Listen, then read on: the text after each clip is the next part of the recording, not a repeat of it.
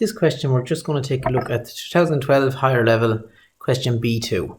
Okay, so if we just look at it there, it tells us the image on the right shows an abstract metal sculpture which is made from several intersecting solids. Figure B2 shows the incomplete projections of two such solids which penetrate each other. So we have it here, our elevation and our plan. So this is our regular triangular prism intersecting our prism, and we can see that the edge of this one here is sitting on the ground, which is this point here in elevation. Okay, and the spine of it almost, which is this line here. So it's the spine of our object that's represented up in our elevation by this line here. It also gives us an end view, if you like, of the triangular prism cutting through. So we see it here as an end view. We see the true shape basically of this object here. We see it over here in this show. This is very often the way they come up in the exams as well. We can see there, it tells they're tilted at an angle of 30 degrees. The length of the side of it is 65. Scale 1 is to 1, so we don't have to scale down anything. We don't have to worry about anything there. So basically it just tells us, in the diagram, a triangular base prism is positioned with its base inclined at 30 degrees to the horizontal plane. This is a triangular prism. Base inclined at 30 to the horizontal plane. We know our XY is our horizontal plane and elevation. So draw the plan and elevation of this pyramid. Okay, so that's the first thing we do. We draw the plan down here, and we draw the elevation of this guy, and that's not too difficult. After that, it says an equilateral triangular prism of 65mm side penetrates the prism as shown, or penetrates the pyramid rather, as shown. So draw the outline, elevation and plan of this triangular prism. So then we want to draw the elevation of this guy here and the plan of it down here. Okay, and after that then complete the drawing showing all lines of interpenetration. So they want us to show them exactly where this object here, or this guy, cuts through this object, where it starts, where it finishes, and hidden lines and so on. Okay, so we'll just get straight in there now to drawing it. So first, so the first thing I have anyway is my XY line. So after that then I'm going to do exactly what they tell me to do in the order they tell me to do it. So first of all is to draw the plan elevation of this pyramid, which is the first one there. Okay, so I have my heights. I have my height for this point, I have my angle here, and I have my distance here, and that's the distance in relation to the other object. So just draw this in first, project it up, and then it should be good to go. There's my distance in plan actually. It gives the distance there 20 from here to here, which is from the line that's on the ground over to the back point, which is basically from here horizontally across over to here. So that distance there, I'm just going to write that in there. That's the distance there of 20.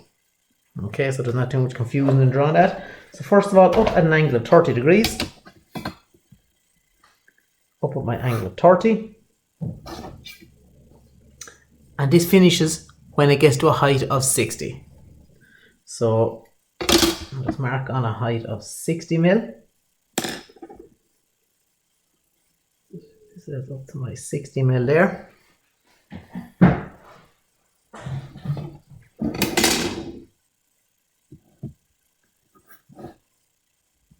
So that's that point there. And then the other point is back 20. Back a distance of 20, and that is up a height of 130.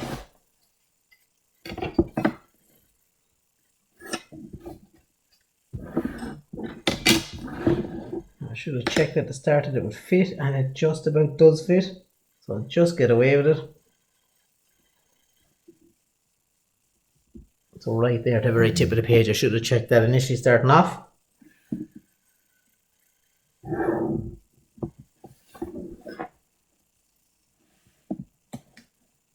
I'm going to draw this one lightly for the moment.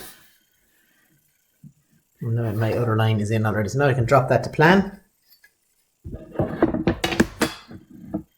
Just drop that straight down. Drop this guy straight down. And drop my other point straight down. Okay, so when we're looking at that then in plan, Okay, so that's the plan of the object. So I've got locating this here. I have this line here brought down, and I have a line brought down for this point. So basically I can just use my distance here of 60 and 60 either side of my spine. So it doesn't tell me a dimension that I have to come down to start it, so it's up to myself. I just need to be sure it fits. Okay, so I'm going to leave a space of about 20 between the XY and this point here. And that should be the finest. Space of about 20 there. And then I can measure my 60 and my 60.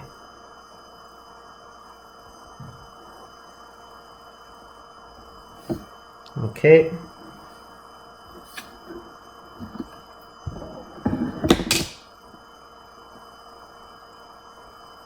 The center line here, that's the spine of my object.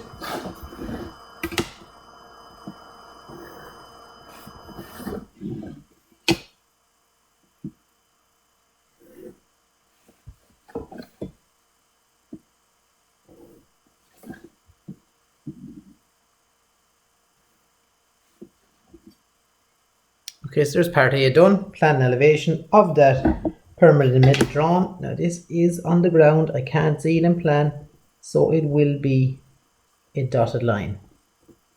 Okay, I cannot see that in plan, so it is a dotted line. So now I need to work out my object going through it. Okay, so the first thing I want to do anyway, it tells me it's back 75 from there, so I'm going to measure back 75 from my starting point. Back 75. Yep, it's back 75. And it's going up at an angle of 20 degrees. So for this you are going to need your protractor. So protractor down on the correct spot. Make sure it's lined up nicely along your XY line. And then that's 10 and that's 20. Make sure you're accurate in marking off that 20 degrees. Okay, so followers is your 20, and that's it then out there.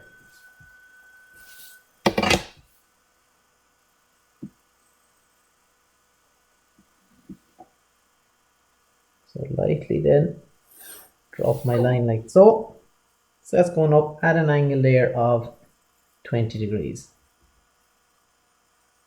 So for my next one then for that, that's kind of my starting point, and then don't tell me too much about that after that, except if I look at it now, I have my point here. Okay, so that's the next, so that's the line I have to draw up. Okay, and because it's dotted here, I know that that's a hidden line in my elevation. I can't see it, so I know that's the line to the back of that object, which means it's going to be this line in plan, but we'll worry about that in a minute. Okay, so first of all, so I'll follow this one up along. So somewhere outside it, where this ends now, I'm going to draw in this object here, and I'm just going to project back my points then. Okay, so that's an equilateral triangle of side 65. So I'm going to start that. That should get me right there. Okay, it's equilateral, which means that all sides are the same size and the angle between them all is the same, which in my case here is 60 degrees. Now I'm going to go slightly off the board with this one. I could probably afford to go back a little bit more.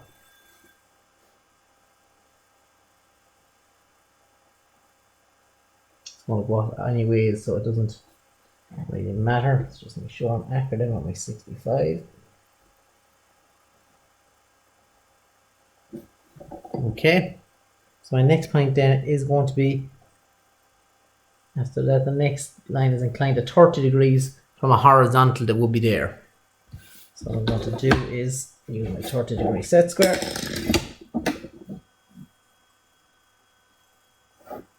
That distance is going to be 65.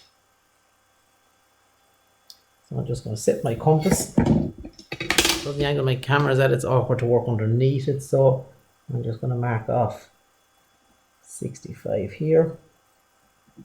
And I'm going to set my compass to that.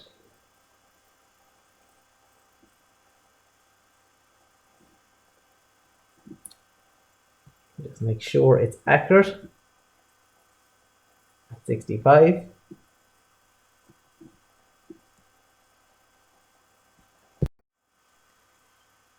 And I can just mark off the other point on my triangle.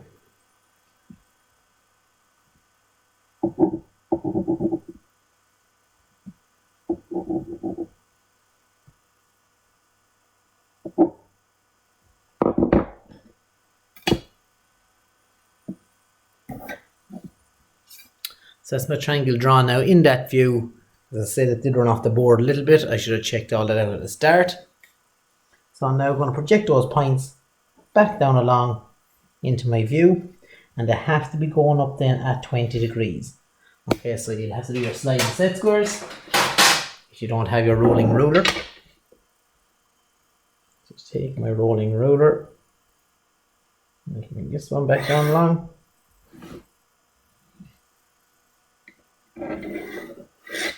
And bring that one there back down along. And then I can finish off that view. So at this point, you can see in our question, from here over to here is a horizontal distance of 30. So I measure my horizontal distance at 30.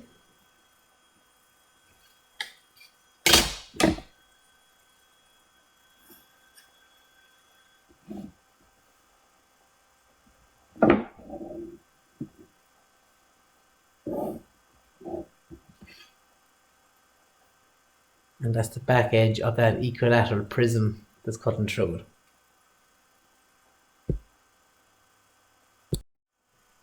Now I can just finish off drawing that out roughly in my elevation. So it's level with the point of this object. Okay, so again, it just fits on the page. Well, I just got lucky. So that's the outline of it in elevation, really. I don't want to heavy in too much yet because I'm not exactly sure what's going to be heavy and what's not. Now, obviously, it will be heavy at least until it gets to here. And the same for this edge here. And the same for this edge here. And I know it tells me in it, when this one goes back, then it goes dotted. So I know that's the one that's nearest my vertical plane in plan. Okay, so I'm just going to label them up. This is going to be edge here number 1, number 2, number 3. So all this edge down along here, I'm calling edge 2. All this edge down along here, I'm calling edge 3. And all this one down along here, I'm calling 1. And I just want to number them 2 back here. Okay, so that's 1, 2, and 3. Always label everything, number everything as you go along, particularly with the object it's cutting through. Okay, that's very important. Now we need to line it up and plan. So looking at our question again, it tells our distance here is 30. So that's the first thing we can do anyway. We can measure down 30 and it'll give us location of the first edge, which is the edge here we said is nearest the vertical plane, which is this guy here. So that's our vertical plane in plan. That's the edge is nearest the vertical plane, and that's dotted up here. That's how I know that's nearest the vertical plane. Okay, so we measure down our distance of, what do we say? 30.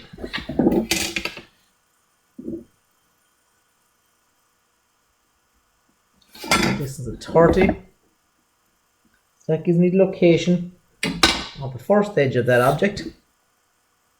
Okay, it's obviously finishing anyway there. It runs back through it and it's also going to finish. I'll find the point now where it finishes back here in 1 minute. Now, for the second edge, I need to find the distance from the back edge, which is edge we said number 1. 1, 1 we're calling it. Okay, it's 1, 1 up here. So it's 1, 1 back here also. So I need to find the distance now for that edge 1, 1 to edge the next one over. Okay, so in order to do that, I need to work back with this view that I have up here. And I have to look perpendicular. Okay, we need to look perpendicular to the way that we projected it up originally. Now that was obviously up at an angle of 20 degrees. So we want to look perpendicular to that angle of 20 degrees. and then we're going to take spaces in relation to that. Okay, so the first thing we're going to do, so we need to walk 90 degrees off that 20 degree line.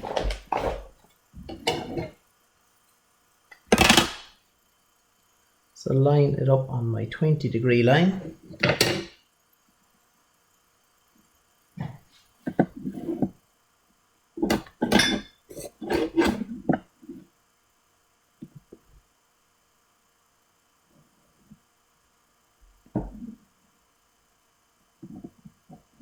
Okay, so what that's giving me there is giving me spaces that I'm going to work with now down here.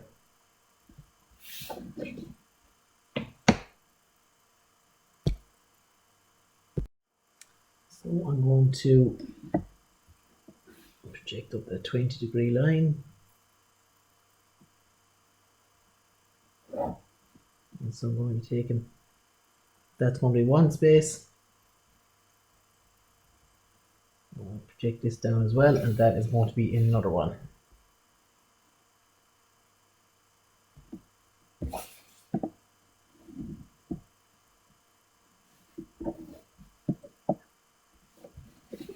So we'll work this one.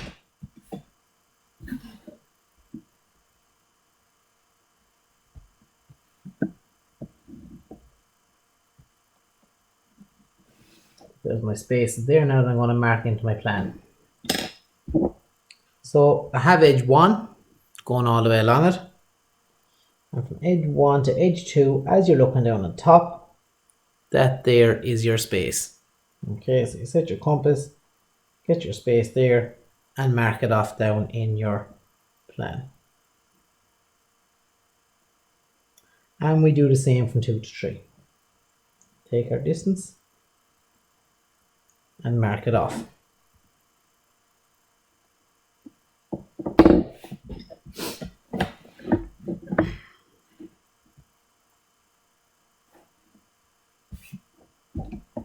Okay, so I can project those back along. That was 2, yeah. So that's the very top point, and 3.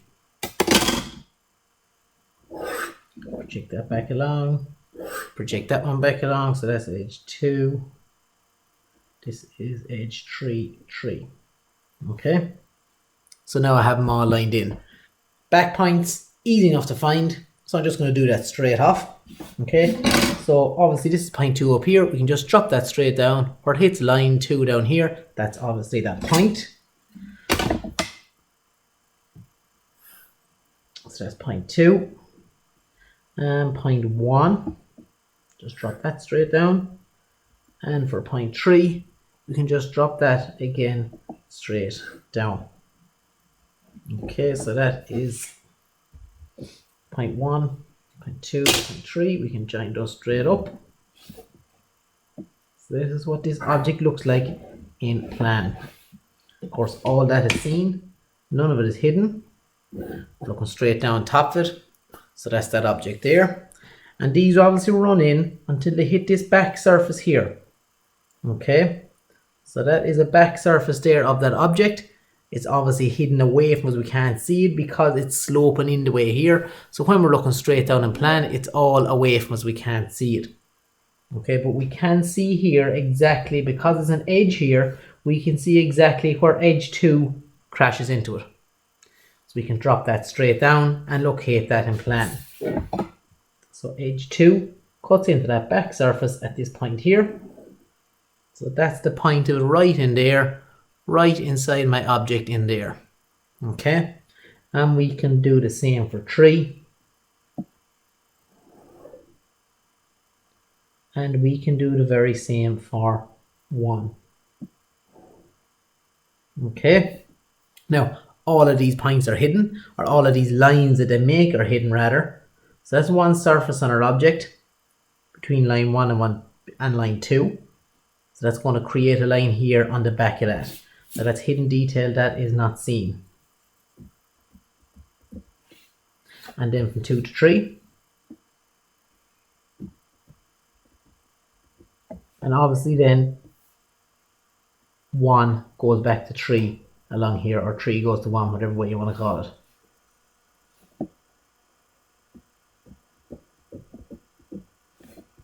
Okay, so there's that there. Now we can finish this off. So edge 1, we see it in plan until it hits this line, and after that it becomes invisible, so it's hidden in there. It's solid there. Edge 2, a little bit hidden there. Solid then as far as there. And edge 3 is just about at it, so I'm just going to make a solid line over to 3. Okay. Now, the object goes into it there, or exits from it there, if you like. It depends on what way you want to call it, what way you want to look at it. Okay, so those points are easy to find at the back. As we can see there, that's the shape it makes at the back. The front points then is where our auxiliary is going to come into play.